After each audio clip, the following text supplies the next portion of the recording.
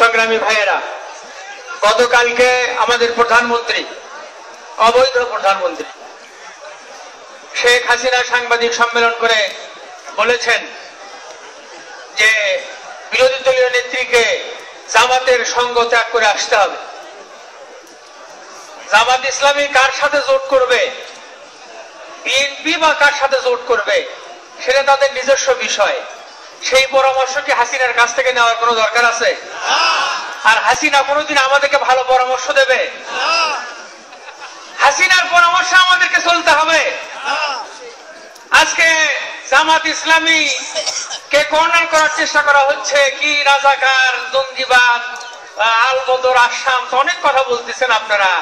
শেখ হাসিনা, আপনার কি মনে নাই 96 সালে যখন আপনি ক্ষমতায় এসেছিলেন, আসার পরে প্রেসিডেন্ট পদপ্রার্থী বদরুল হাদাত চৌধুরীর পক্ষে ভোট চাওয়ার জন্য অধ্যাপক গোলাম আজমের বাড়িতে জায়নামাজ আর তসবিহ নিয়ে গেছিলেন?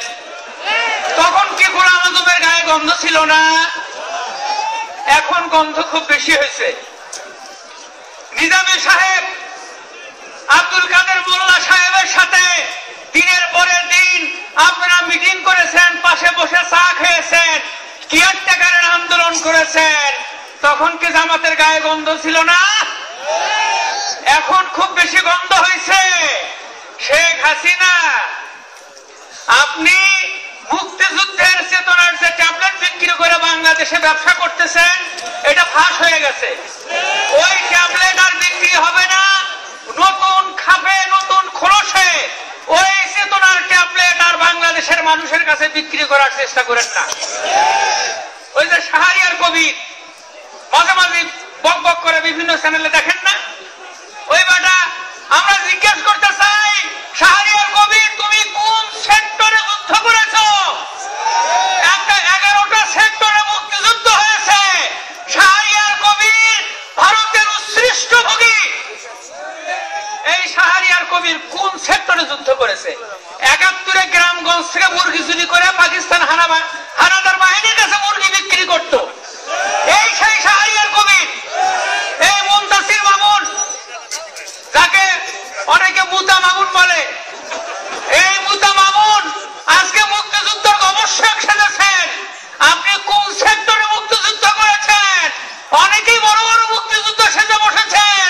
শেখ হাসিনা ওই জামালপুরের নুরু মৌলানাকে এমপি বানিয়েছেন, মনে নাই?